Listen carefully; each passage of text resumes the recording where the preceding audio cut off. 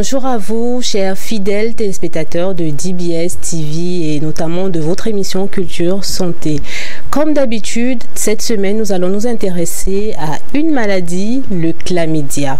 En 2016, l'OMS a identifié parmi les hommes et les femmes 127 millions de personnes de nouveaux cas, notamment de chlamydiose. Cela représente pratiquement 120% de la population de la CEMAC. Au Cameroun, l'infection à chlamydia a un taux de 22,52%. C'est la raison pour laquelle nous avons choisi d'inviter sur ce plateau nos deux spécialistes qui vont répondre à toutes vos préoccupations et surtout nous allons faire un focus sur la maladie. Je vous invite à vous installer, on se retrouve juste derrière pour en savoir plus.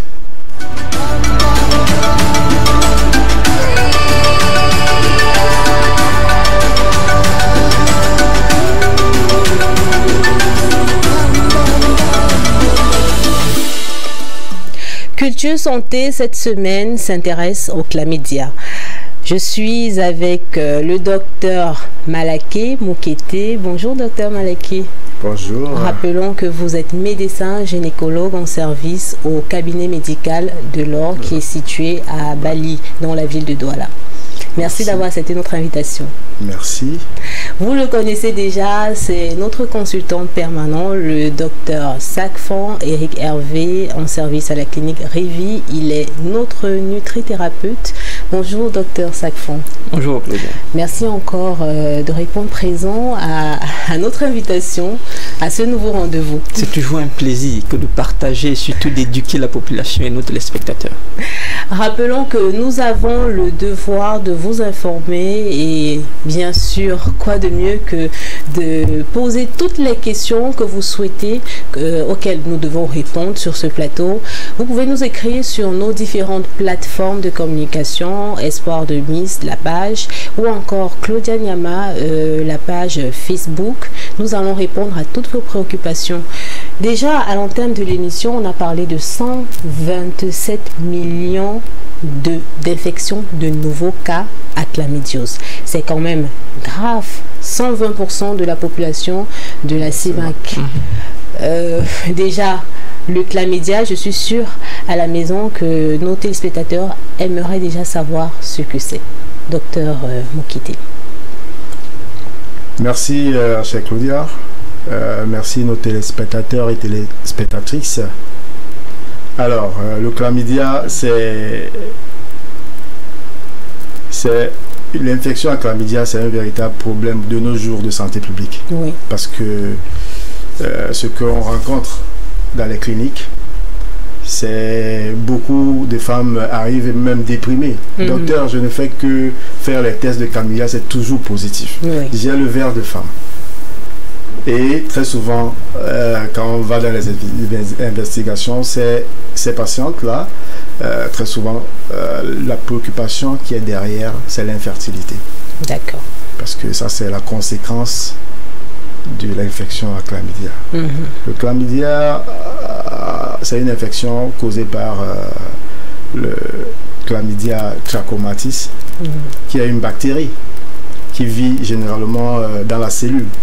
Donc, c'est pour ça que c'est un peu difficile à traiter. Si on ne se rend pas chez le praticien le plus aguerri, oui, qui va vraiment spécifier les antibiothérapies qui vont lutter contre cette bactérie, parce qu'elle est dans la cellule. Elle est différente des autres bactéries, hein, oui, qu'on peut utiliser n'importe quel antibiotique et puis ça part. Oui. Donc, souvent, le traitement est vraiment très important, le traitement de base au début. C'est très, sinon ce sont des complications après. Mais justement, qu'est-ce qui cause cela?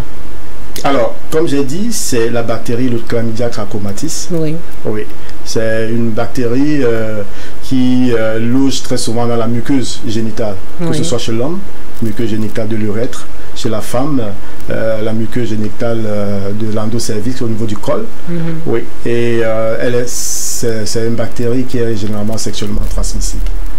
Ça veut dire que si je suis malade et que je vais sans protection avec mon partenaire, il y a à 90% de chances qu'il soit contaminé, ou bien il faudrait qu'il y ait un autre facteur pour la contamination. Généralement, la contamination, c'est sexuellement. D'accord. Voilà, c'est vraiment sexuellement. On peut aussi avoir une contamination par voie génitale, c'est-à-dire que de la maman au fœtus lors de l'accouchement. Oui. Ce qui généralement affecte, se traduit par les pneumopathies chez le nouveau-né ou la conjonctivite au niveau des yeux. Oui. C'est au moment du contact. Si la maman est infectée et que ça n'a pas été traité, oui. C'est pour ça que c'est très important, la femme enceinte qui vient en consultation pour une première fois, de toujours faire ce test à chlamydia. Parmi les examens demandés lors du bilan prénatal. Exactement. D'accord. Très souvent, on parle de la tranche d'âge 15 à 49 ans, considérée comme la tranche d'âge la plus, du moins, concernée par cette pathologie-là. Déjà, est-ce vrai? Et si oui, pourquoi? Les faits sont avérés, les statistiques sont claires. Il est évident que dans des cliniques, lorsqu'on regarde les statistiques, c'est effectivement ces tranches d'âge qui sont où les patients sont concernés entre 15 à 49 ans. Il faudrait également noter que c'est la tranche d'âge où on est activement sexuel. C'est ça qui peut expliquer le fait que c'est justement à cette tranche d'âge qu'on va constater que les patients sont généralement à ce niveau. Mais cependant, notons qu'aujourd'hui, on peut l'avoir qu'importe l'âge. Il est bien noté que même à plus de 49 ans, on peut toujours avoir le chlamydia. Parce que si on se limite qu'à ça, il y a des patients qui diront bon, ok, une fois passé 49 ans, je suis immunisé. Oui. Encore qu'il faudrait rappeler qu'on est presque jamais immunisé à toujours avec le chlamydia. Ça fait que même quand on l'a eu, même quand on a été soigné, on peut récidiver si on ne prend pas des précautions qu'il faut.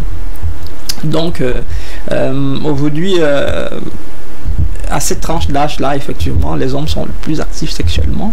Ils font de plus en plus d'expériences. C'est ça qui peut expliquer qu'ils sont également les plus exposés à être infectés par cette bactérie. Justement, parlant de l'infection, beaucoup de personnes font un lien entre le manque d'éducation et la pauvreté. Comment est-ce qu'on peut expliquer cela? Il est évident qu'il y a un manque d'éducation en ce qui concerne ces pathologies précises. Mais est-ce que c'est forcément lié à la pauvreté? Je dirais pas pauvreté matérielle, non, pas du tout, parce que parmi les patients qu'on a, tant ceux qui sont nantis que ceux qui n'en ont pas du tout peuvent souffrir de ça, encore que la bactérie ne choisit pas à quelle classe sociale est-ce qu'elle va s'attaquer. Non, il y a certainement une pauvreté intellectuelle. Au niveau des connaissances, il y a une méconnaissance de la bactérie, de la maladie, de la pathologie. C'est pourquoi d'ailleurs une émission comme celle-ci est importante pour pouvoir éduquer la population à savoir qu'on n'est pas à l'abri d'être victime d'une telle infection. Qu'on soit nanti ou pauvre, on peut subir ça. Encore qu'aujourd'hui, les rapports sexuels ne se font pas qu'entre classes sociales. Qu'importe la classe sociale, il y a une certaine, j'ai envie de dire, une mixture. Donc, qu'importe la classe où vous êtes, vous pouvez avoir cette bactérie-là. Mais il faudrait préciser que, généralement, dans la société aujourd'hui, c'est ceux qui sont malheureusement moins nantis qui vont s'adonner parfois à ce qu'on va appeler le commerce de sexe. Et très souvent, ce sont ces dames-là, ces jeunes-là qui se lancent dans le commerce du sexe, qui sont les plus à même à être victimes de cette bactérie. Oui. Et là, j'aimerais savoir, Dr Mokete, est-ce que le chlamydia fait partie des infections nosocomiales?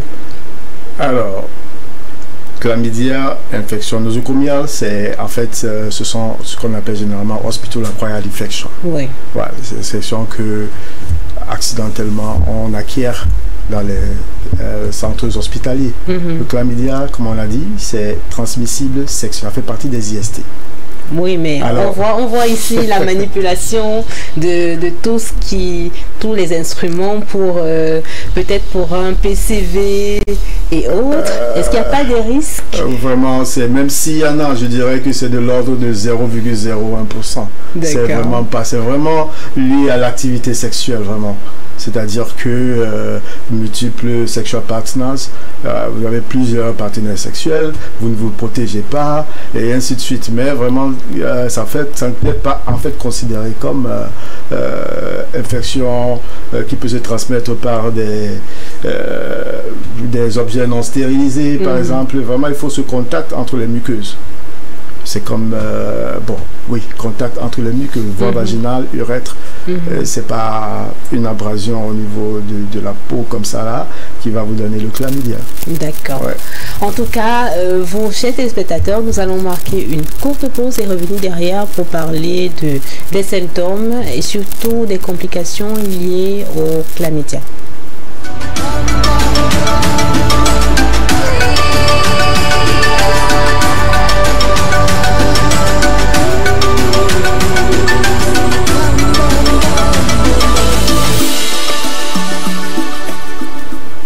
Alors, nous nous intéressons toujours sur ce plateau, nous nous intéressons au chlamydia et là, Dr Mokete va certainement nous donner quelques symptômes liés à cette maladie. Comment reconnaître que nous sommes porteurs du germe? Alors, ce que je souhaiterais spécifier ici, c'est que beaucoup des patientes infectées de chlamydia sont asymptomatiques. D'accord. C'est assez dangereux, ça.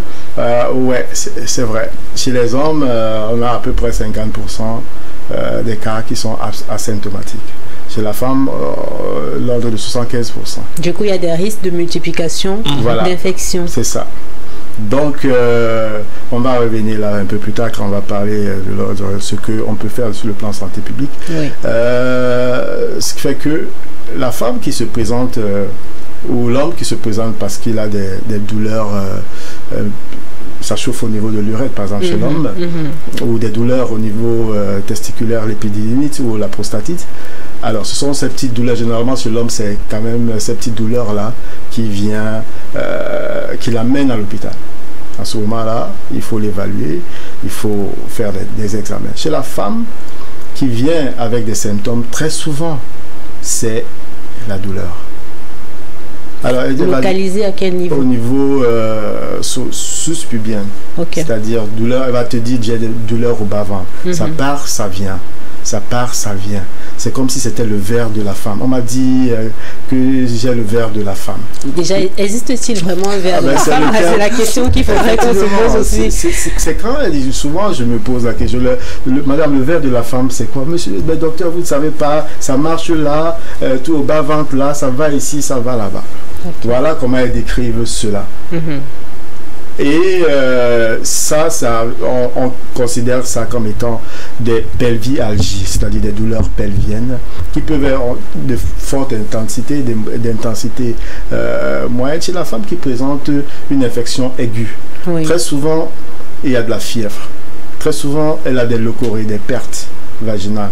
Très souvent, elle se plaint des rapports sexuels douloureux. Se plaint des rapports sexuels douloureux. Alors, ça, ce sont les symptômes, les signes. Parce que généralement, les diagnostics, nous, on les a dans à peu près 60% des cas, après l'interrogatoire et l'examen. On a déjà une idée sur le plan clinique de ce que ça peut être. Et on a cette orientation diagnostique, quel examen faire, quel test faire. Oui. Ce qui fait que quand on examine ces dames-là, il y a le signe le plus caractéristique, c'est la douleur. La douleur. On examine, on essaye de mobiliser l'utérus, elle sent mal. Elle dit, ah, j'ai mal de ce côté, j'ai mal de ce côté. Quand vous bougez l'utérus, j'ai mal. On sait déjà que ici, là, il y a une inflammation pelvienne. Ça englobe ce qu'on appelle les pelvic inflammatory disease, les infections pelviennes. Oui. Ok. Quand on sait que la cause principale de l'infection pelvienne, c'est le chlamydia trachomatis. Alors, ayant ces données, les douleurs, et quand on fait une échographie, généralement je fais les échographies aux patientes, on se rend compte qu'une échographie endovaginale, quand tu introduis la sonde, elle a des douleurs. Elle a des douleurs quand tu introduis des sondes. Alors, ce qui caractérise, on peut alors voir à l'écho, on peut voir des signes de complications. C'est-à-dire que on peut voir de l'eau dans la trompe, qu'on appelle généralement l'hydrosalpince. On peut avoir des adhérences. Ça, ce sont des complications déjà chez les patients les plus chroniques. Voilà, les adhérences. Et il y a des patients qui viennent tardivement. Elle peut venir, elle a la fièvre qui ne part pas, elle prend les antibiotiques qui ne partent pas. Vous faites l'échographie, c'est un abcès. C'est un abcès tubo-ovarien qui a causé déjà une pelvie péritonite au niveau. Ça, ce sont des complications un peu lointaines, celles qui ne viennent pas consulter à temps. Donc, ça varie de cette légère douleur, cette douleur au moment des rapports sexuels, les dyspareunies, ces pertes-là, quand c'est encore infection basse au niveau du col de l'utérus, c'est le cas cervicite. En ce moment-là, c'est une cervicite, infection du col de l'utérus. Voilà, elle peut avoir des légers saignements pendant un rapport sexuel. C'est une cervicite, le col est démassé et inflammatoire. Voilà. Donc, température, douleur et les signes de complications quand c'est un peu avancé. Voilà en quelques mots les symptômes que la femme présente au moment de sa consultation et les signes que nous, parce que le signe c'est ce que le médecin découvre lui. Les symptômes, c'est ce que la patiente vous dit, elle vient, elle présente. Vous démontrez d'autres signes, vous essayez d'évaluer d'autres signes qui peuvent correspondre à ce que la patiente a posé comme problème. Et derrière tout cela, derrière tous ces signes et symptômes, se cache toujours le désir de grossesse. Ah oui, je vous assure, derrière les patientes, elles ont déjà marché, hein, s'il vous plaît. Elles ont déjà marché, elles ont déjà bu beaucoup de potions. J'ai toujours le verre de la femme et elles arrivent déprimées parce qu'elles disent que j'ai toujours le chlamydia. Là, on va revenir là, le diagnostic, parce que souvent, le diagnostic, il est très important. Certaines patientes, elles disent, oh, on m'a traité plusieurs hôpitaux. Je parle, c'est toujours positif. C'est très important de leur expliquer. Le diagnostic, l'évolution de la maladie, comment c'est traité et ce qu'on peut avoir en rémission. Donc voilà à peu près, grosso modo, ce qu'on peut avoir comme signs and symptoms of the disease. Oui, et justement, vous, docteur Sakfan, vous qui êtes à la fois parfois le psychologue de ces femmes, qui viennent parfois pour des problèmes d'infertilité et qui ont besoin de votre accompagnement dans ce sens. Pouvez-vous nous dire quels sont très souvent les dommages causés par les complications justement liées à cette pathologie? Effectivement, vous imaginez une dame qui est dans un foyer. L'une des meilleures choses que le foyer puisse recevoir, c'est la bénédiction d'avoir un bébé. Et quand elle se rend compte qu'elle ne peut pas enfanter des années après le mariage, il est clair que ça pose beaucoup d'interrogations. Mais lorsque ça persiste, ça devient problématique. Parce qu'il y en a qui courent même le risque de perdre le foyer à cause du manque d'enfantement. Et quand on se retrouve chez nous, oui, au-delà des conseils qu'on va leur donner, au-delà de... On va référer parfois chez les spécialistes, mais il y a un accompagnement effectivement psychologique qu'il faut leur donner. Notons que c'est une maladie, généralement, les maladies des IST sont des maladies qu'on pourrait classer comme les maladies honteuses. Celles qui sont porteurs de cette maladie n'aiment pas souvent en parler. Quand bien même elles arriveraient devant un spécialiste, elles ont tendance à ne pas être claires en ce qui concerne leur partenaire. Et c'est l'occasion pour moi de rappeler que au-delà d'identifier, quand même on a identifié cette pathologie, l'accompagnement des femmes qui ont des chlamydia ou des hommes n'est pas que latéral. Ça doit être un suivi de couple. Il est nécessaire de réunir le couple et de faire comprendre que c'est une pathologie comme les autres. Ça peut être étonnant pour la population, mais pour ceux qui sont en cabinet, c'est normal puisqu'on en reçoit tous les jours. Et elles ne doivent pas avoir honte d'en parler, surtout pas. Encore que mieux c'est exposé, plus vite c'est éradiqué. Et tout de suite là, j'aimerais vous demander, est-ce que les complications liées au chlamydia peuvent être rattrapées par l'alimentation? Bien sûr, bien sûr. Vous savez, j'aime à le dire. Sur le plan clinique, les moyens les plus efficaces pour éradiquer le chlamydia, c'est les antibiotiques. Mais comme j'aime bien le dire, lorsque l'alimentation est mauvaise, les médicaments sont inefficaces. Lorsque l'alimentation est juste, les médicaments sont parfois inutiles. Donc, quand bien même vous êtes suivi par des antibiotiques, effectivement, il y a des alimentations appropriées qui doivent permettre de rendre plus efficace ce que vous suivez. Il y a des aliments qui vont augmenter l'efficacité des antibiotiques. Encore même que dans l'alimentation, il y a des catégories d'aliments qui sont en eux-mêmes des antibiotiques, surtout du côté de la phytothérapie. Bien sûr, tout à l'heure, quand on arrivera dans les moyens de traiter, je citerai quelques aliments qui aident à éradiquer cette bactérie-là. Et justement, j'aimerais tout de suite demander à Dr Mokete, est-ce que les complications liées au chlamydia peuvent engager le pronostic vital du patient? Alors, pronostic vital, alors c'est, je dirais oui et non. D'accord. Non, dans la mesure où le chlamydia peut facilement se traiter quand on est diagnostiqué à temps et quand le traitement est un traitement de couple. C'est-à-dire que le couple, quand je dis couple, hein, c'est pas seulement deux personnes. Hein. Si le monsieur a d'autres partenaires, il faut qu'elle soit traitée aussi. Hein. Ah ouais, sinon... Mais toute cette chaîne-là, justement, est-ce que c'est facile? C'est difficile à rattraper, la chaîne. Donc, généralement, ça se limite entre... voilà. Madame et monsieur. C'est un peu ça. Dans ce cas-là, vraiment, il n'y a pas vraiment d'inquiétude, entre guillemets, quand le traitement est immédiat, est tôt. Par contre, quand les complications s'installent, complications, ça ne veut pas toujours dire signe vital, parce que signe vital, c'est quelque chose quand même d'assez grave et qui relève de la mort. Par contre, ce que je pourrais dire, c'est que on a une patiente qui vient, température élevée, on a donné déjà les antibiotiques, rien. Elle a toujours cette fièvre-là, au-delà de 38,5. Et on donne les antibiotiques, rien. Elle vient, consulte. On dit, ok madame, on vous fait faire une échographie. On trouve un gros abcès. Un gros abcès. Et là, c'est grave en ce moment-là. Oui. C'est grave. Et très souvent, l'abcès, comme on dit en médecine, quand il y a abcès, il faut l'évacuer. Et quand on parle d'évacuation de l'abcès chez cette dame-là, certaines refusent, ne veulent pas se faire par exemple opérer. On donne des antibiotiques quand même, mais le risque c'est que on est cet abcès-là, ça se perce, quoi, comme on dit communément. En ce moment-là, cette patiente est à risque d'une pelvipéritonite. La péritonite, c'est déjà quelque chose de grave. Maintenant, quand elle est localisée au niveau pelvien, mais elle peut être un peu plus, c'est-à-dire que généralisée au niveau de l'abdomen tout entier.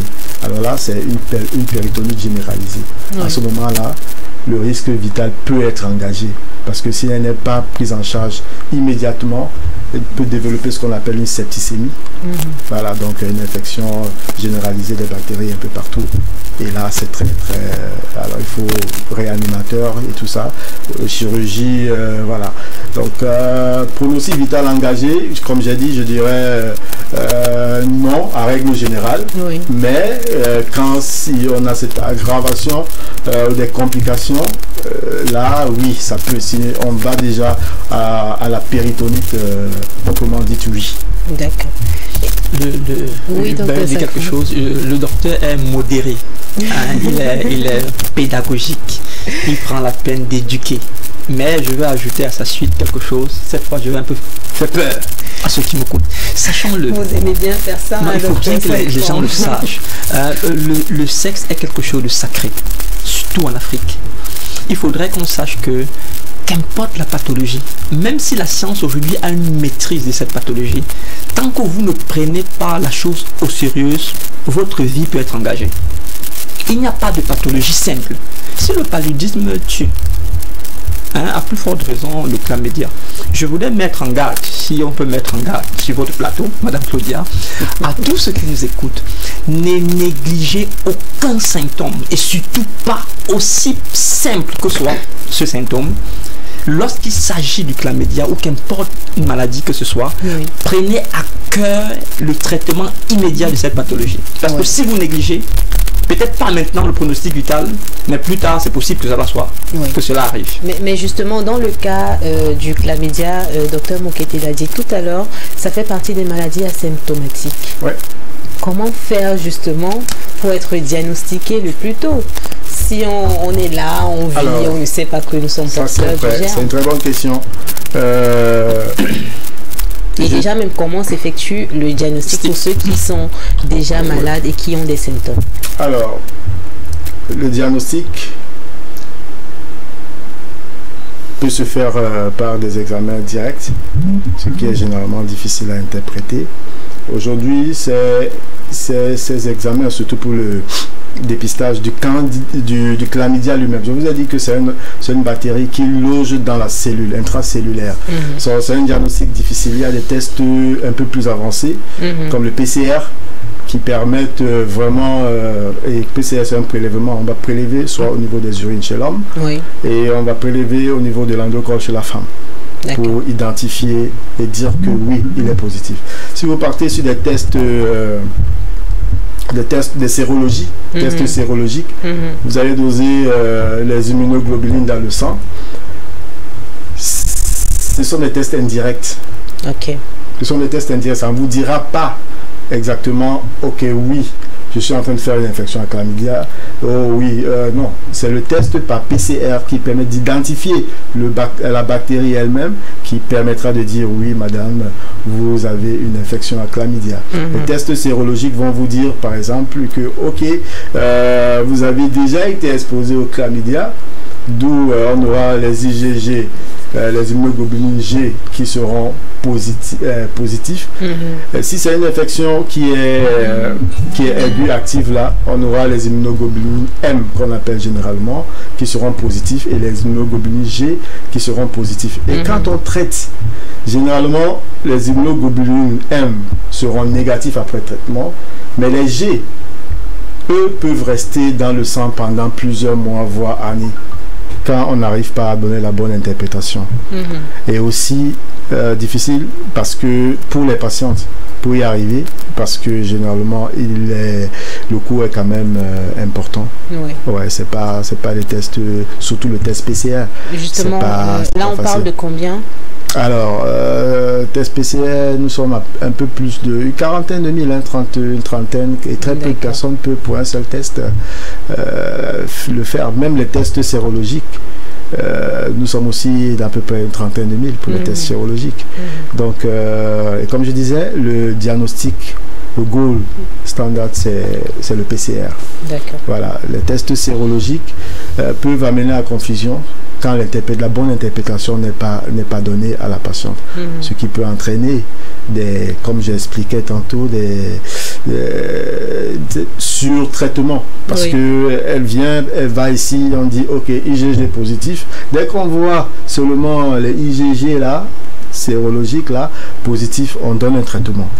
Donc les patients auront plus multiples traitements antibiotiques, et ce qui certains même ne sont pas adéquats parce que c'est difficile. Il faut les antibiotiques qui puissent pénétrer dans la cellule, pas les antibiotiques qui sont voilà, sur le plan sérologique extracellulaire, mais ceux qui vont agir dans la cellule. Et il y a des antibiotiques bien spécifiques qui agissent dans la cellule pour lutter contre cette infection, contre le chlamydia dans la cellule.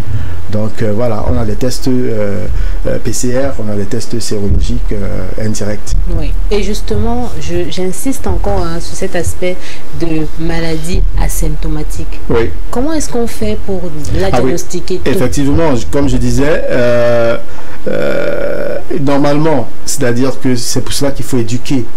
Il faut éduquer la population. Comme on l'a dit tout à l'heure, les personnes de la tranche d'âge de 15 à 49 qui est très sexuellement active, et Et on dit dans les revues que c'est généralement les personnes les plus exposées à l'âge inférieur à 25 ans.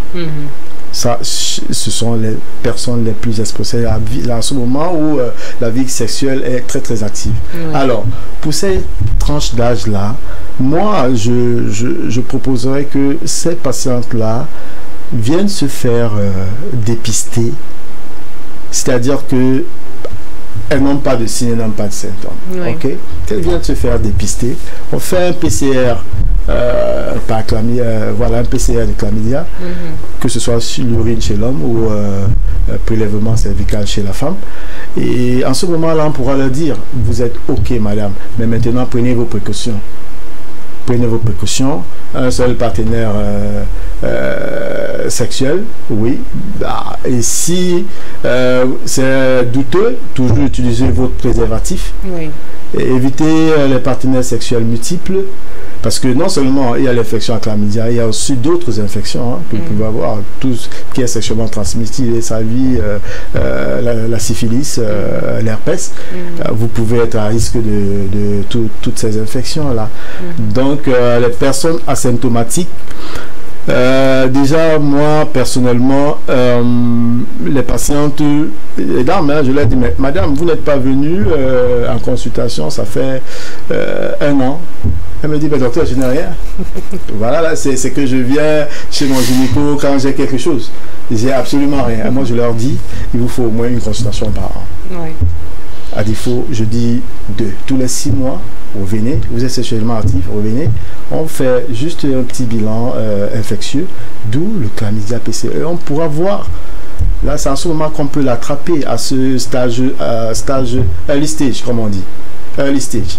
Ça, c'est pour les gens qui sont asymptomatiques. Ce n'est que comme ça. Sinon, ce sera très compliqué de les avoir. Elles viendront chez vous quand c'est déjà un peu stade un peu plus avancé. Elles font déjà la maladie. Et là, tout de suite, j'ai envie de poser une question à Dr Sacfon. Est-il possible de mettre certaines IST en exergue grâce justement aux réactions aux aliments? Jusqu'ici, scientifiquement, non. Cependant, la prévention est le moyen le plus efficace pour des pathologies asymptomatiques. La prévention. Et tout à l'heure, je crois qu'on aura l'opportunité de donner les méthodes préventives qui pourront aider les patients à ne pas subir. Mais notons que la culture populaire est telle qu'on ne va vers le médecin que lorsqu'on souffre déjà. C'est vrai. C'est la culture populaire. On n'a pas encore la culture de venir faire un check-up, un bilan de santé. Est-ce que ce n'est pas par hasard un problème lié à notre système de santé? Système de santé, c'est vrai que dans le travail du MinSanté, il y a un volet prévention. Il y a un volet curation. Mais l'accent est souvent mis au niveau du volet curation. Parce que c'est la douleur qui déplace souvent les hommes. Mais pourtant, la prévention serait plus efficace, surtout en Afrique et au Cameroun, où nous n'avons pas toujours le moyen de nous soigner par les moyens. Nous n'avons pas la politique nécessaire et les moyens de nous soigner nous-mêmes, parce que nous dépendons carrément sur le plan médical d'autres producteurs qui ne sont pas toujours africains. C'est l'occasion d'insister pour des pathologies comme le chlamydia sur la prévention et le moyen d'être prudent. Ça, c'est très important. Je vais aller un peu sur le plan spécifique tout à l'heure dans la prévention pour dire ce qu'il faut, et même au niveau des plantes, quelles sont les plantes qu'on peut prendre pour des détox qui peuvent aider à prévenir ces pathologies. En tout cas, on en parle tout à l'heure, juste après la pause.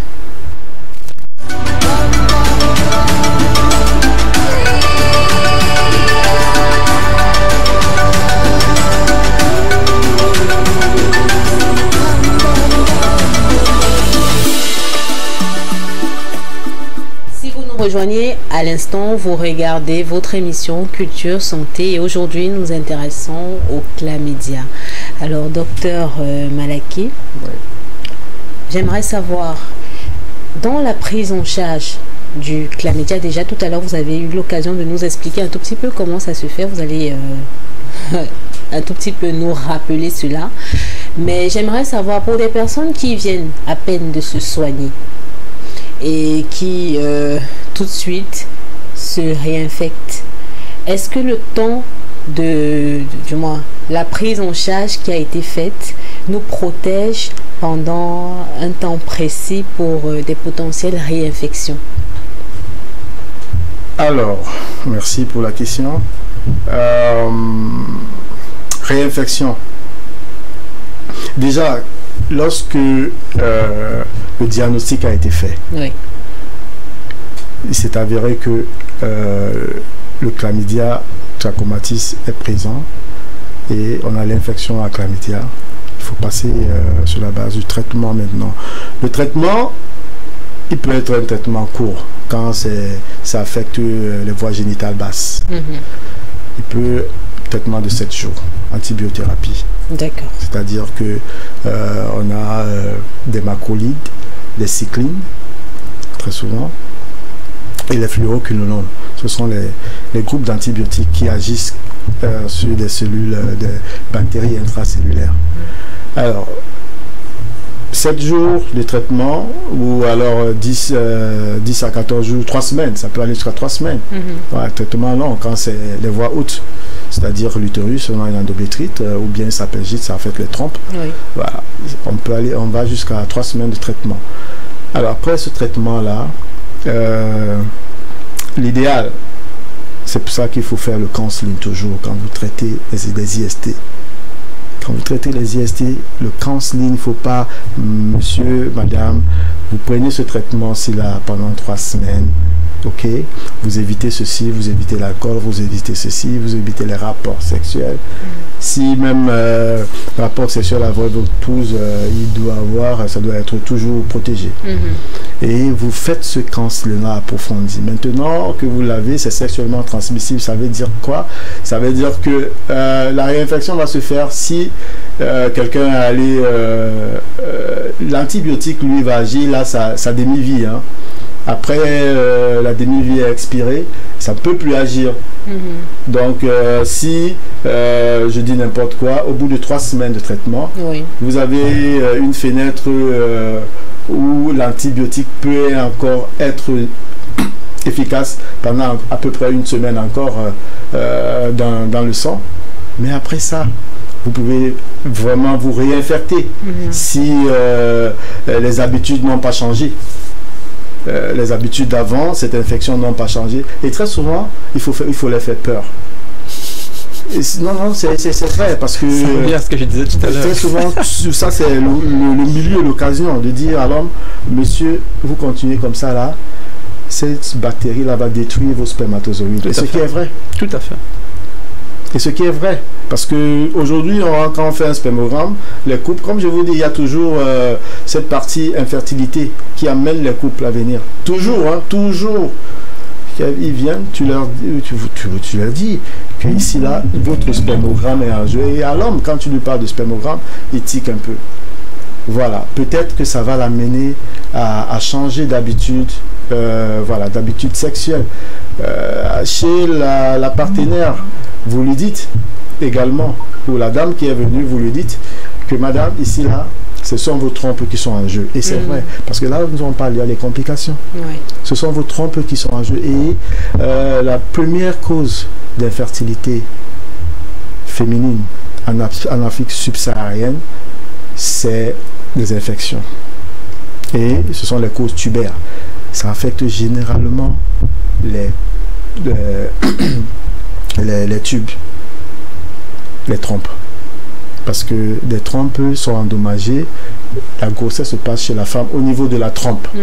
Toujours. Et quand elle n'a plus de trompe, on passe maintenant à notre stade, c'est désir vraiment, et qui vont demander beaucoup d'investissements, la fécondation in vitro et tout.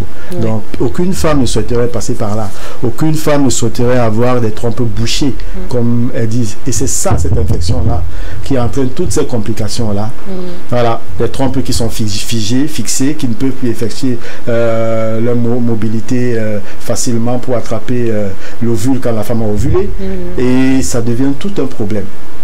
Tout un problème. Donc, il faut les éduquer par rapport à ça. Quand elles sont venues, le diagnostic a été établi, vous avez établi le traitement, et maintenant, la place à l'éducation. C'est très important.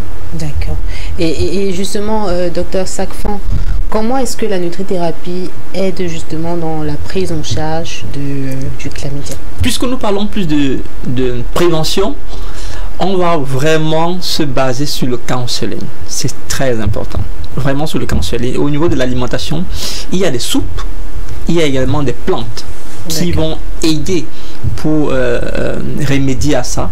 Mais il est quand même bien de noter que les plantes, les antibiotiques en plantes que nous avons jusqu'ici vont agir plus pour neutraliser la bactérie au niveau superficiel, pas intracellulaire. Je prends l'exemple de l'aloe vera, qui est un antibiotique très efficace, mais il va aider au niveau du rectum ou au niveau du vagin lorsqu'on va l'utiliser pour les picotements, parce que je rappelle que l'un des symptômes de ces chlamydia, c'est des picotements et des démangeaisons au niveau génital. On va également utiliser l'ail, qui est très efficace, qu'on va utiliser sous forme de tisane à des proportions bien précises, à des périodes bien précises. J'aime à le dire, les posologies, on ne le donne pas à l'antenne pour éviter l'automédication. Il faut consulter parce que ça passe par un protocole bien précis.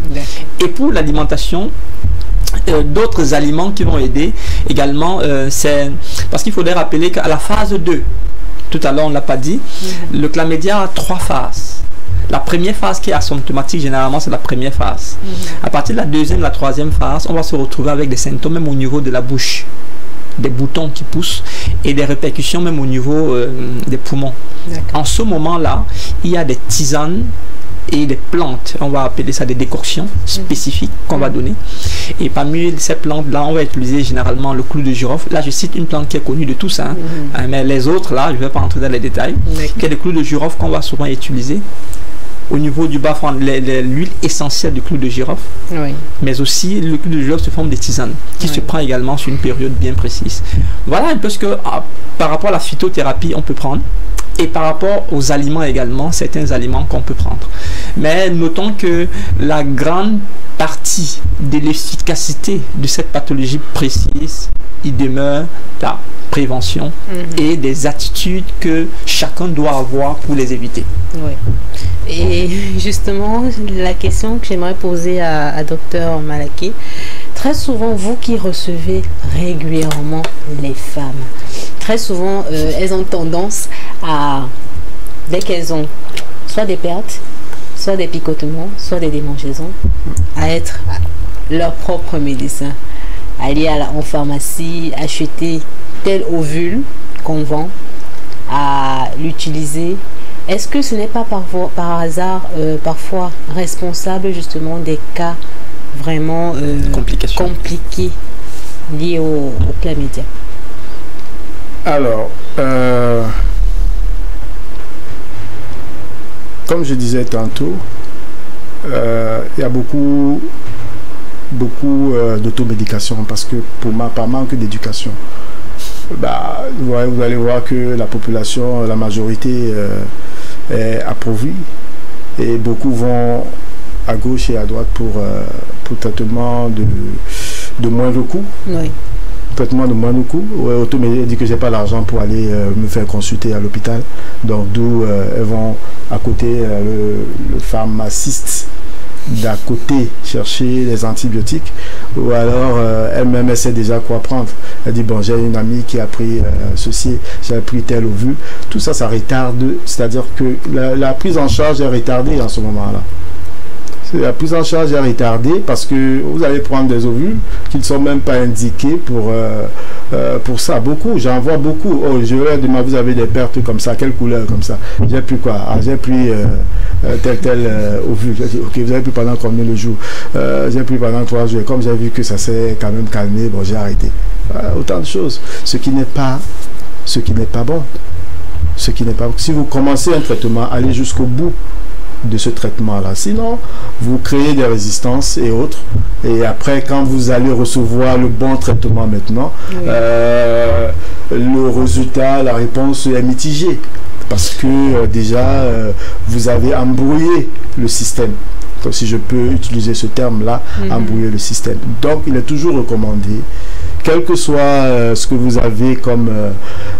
aujourd'hui, les gens consultent même en ligne, hein, c'est-à-dire qu'au lieu d'aller vous-même, parce qu'une collègue, parce qu'une amie vous a dit prends aussi ceci, consultez même en ligne si vous ne pouvez pas arriver jusqu'à chez votre gynéco ou vous n'avez pas assez d'argent pour une consultation. Même dans les centres de santé, il y a des personnels qualifiés qui peuvent vous orienter. Vous orienter, toujours faire un prélèvement. C'est-à-dire que perte, pour moi, perte vaginale, la femme, généralement, elle est très sensible. Hein. Quand il y a des pertes qui ne sont pas usuelles, là, elle le ressent. Elle le ressent immédiatement. Perte vaginale inhabituelle égale un test, un prélèvement vaginal. Vous avez quelque chose à rajouter? Oui, il est important de le savoir. Jusqu'ici, il faudrait savoir que la meilleure intervention ou l'intervention la plus efficace n'est possible que si le bon diagnostic a été fait. Et pour le cas du chlamydia, le bon diagnostic ne se fait qu'en laboratoire. Aujourd'hui, on constate que 70% et même peut-être plus de la population africaine se soigne de manière artisanale. Et d'ailleurs, dans tous les marchés, si je me limite à Douala, il y a toujours un petit box quelque part, quelqu'un qui dit qu'il soigne le chlamydia facilement. Or, possible qu'il soigne, mais j'aime bien dire ceci à mes patients. Et je le dis également à nos chers naturopathes qui nous écoutent, et même la population. Tout ce qu'on ne peut pas évaluer ne peut pas évoluer. Tant qu'on ne peut pas évaluer le traitement d'un patient, on ne saurait savoir si on l'aide ou si on ne l'aide pas. Le danger dans l'automédication, c'est qu'ils ne peuvent pas évaluer ce qu'ils font. S'ils sont au début, s'ils sont à la fin. Et même pour ceux parfois qui vont utiliser les plantes pour le faire. C'est pourquoi il est important, avant de commencer un traitement, savoir à quel niveau on est, quel est le protocole et après combien de temps est-ce qu'on évalue le patient pour savoir s'il y a amélioration ou pas. C'est pourquoi il est important d'avoir d'abord un test efficace qui établit de manière claire que j'ai ceci. Et par la suite, que le protocole qui soit donné au patient, à la fin du temps presque pour ce protocole, qu'on puisse évaluer le patient. C'est très important. Oui, et peut-on développer une barrière efficace contre le chlamydia justement grâce à l'alimentation? Bien sûr, ouais, j'aime bien le dire. Il y a des alimentations qui vont renforcer le système immunitaire. Ça, c'est sûr. Il y a des alimentations qui vont permettre au système immunitaire d'être résistant face aux bactéries. Et à ces alimentations-là, il y a ce qu'on va appeler les probiotiques. Les probiotiques sont c'est des aliments qui sont faits par processus de lactofermentation. Quand il n'y a pas de lactofermentation, je ne parle pas du lait, hein. Je parle des légumes dont on a créé le processus de bactéries dans un bocal bien fait. Pour des spécialistes, ils savent de quoi je parle. Lorsqu'on fabrique des probiotiques et qu'on donne aux patients qui souffrent des problèmes bactériens, effectivement, on empêche la prolifération de ces bactéries-là et on fortifie le système immunitaire. Les probiotiques et les prébiotiques aident pour le renforcement du système immunitaire et pour ralentir l'évasion du chlamydia précisément. D'accord. Rappelons que le taux de prévalence du chlamydia au Cameroun, c'est 22,52%. Docteur Malaké, avec justement un taux de prévalence quand même élevé, est-ce qu'au Cameroun, nous avons un programme d'appui justement à la sensibilisation et au suivi même ou bien à la recherche sur cette pathologie? Alors, qu'est-ce que je dirais par rapport à cette question? S'il y a un programme bien établi, je dis dans tout son sens, hein, je dirais pas vraiment. Pas vraiment. Même s'il y en a, vraiment, il n'est pas vulgarisé. Beaucoup de personnes, c'est pour ça que peut-être que la santé universelle, le programme qui sera bientôt implémenté pourra nous aider. Ouais, inclus ça. Ben oui, parce que je ne vois pas, c'est-à-dire que je ne vois pas combien de personnes peuvent supporter cette charge-là. Seulement le test lui-même. C'est-à-dire aller faire ce test-là qui va te coûter une quarantaine de mille, déjà pour le diagnostic. Ça compter la consultation et tout le reste, peut-être une échographie, pour cette seule infection. Et le traitement antibiotique qui est de long terme, c'est beaucoup.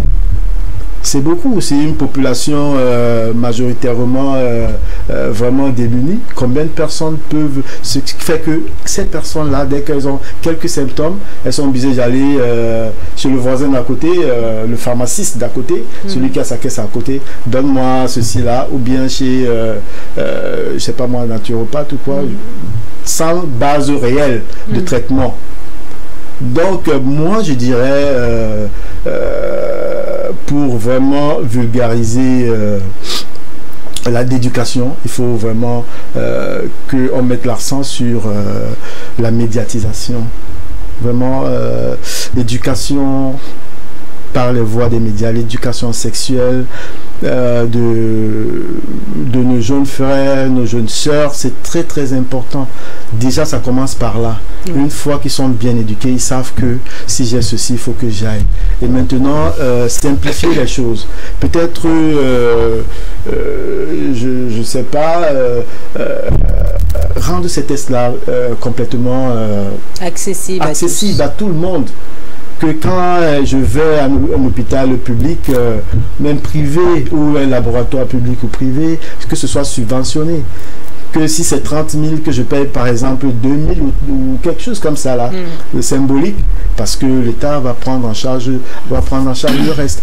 Comme ça là vraiment on n'aura plus, parce que je vous dis, l'infertilité, parce que toute la résultante de ceci là, c'est l'infertilité.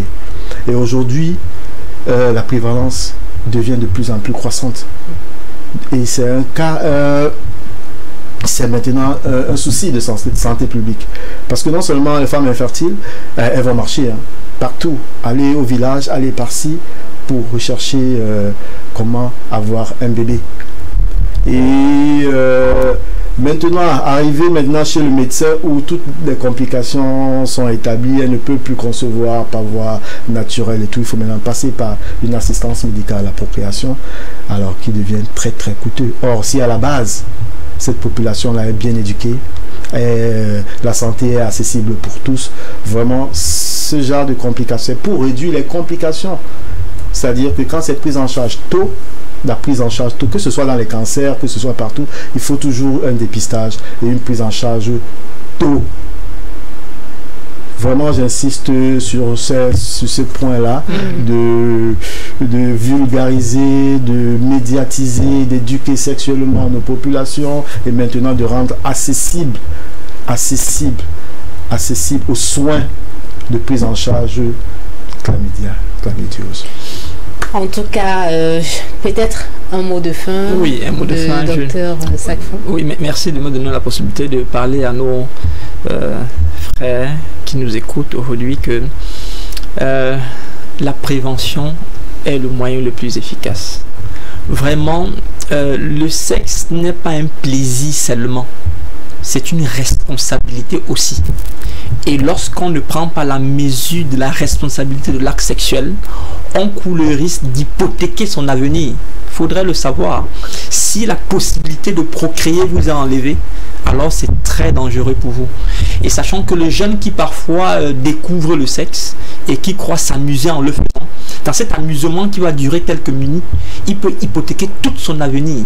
C'est pourquoi il est important pour les familles d'abord d'éduquer la maison sur la responsabilité d'utiliser son sexe comme un moyen de procréation, pas seulement comme un moyen de plaisir.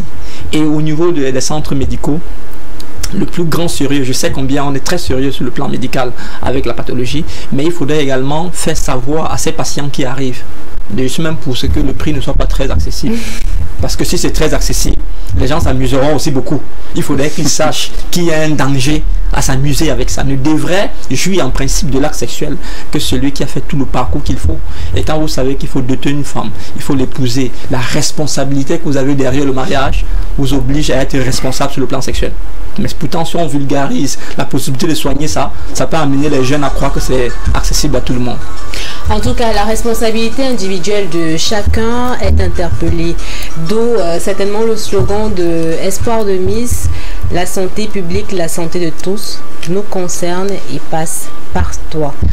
Alors, merci à nos docteurs, docteur Malaké, docteur Safan. Merci à vous à la maison de nous avoir regardés. Merci à l'équipe de production de DBS TV ainsi qu'à sa direction générale. On se donne rendez-vous la semaine prochaine, la même heure. D'ici là, n'oubliez pas les jours et heures de rediffusion, le samedi et lundi 16h.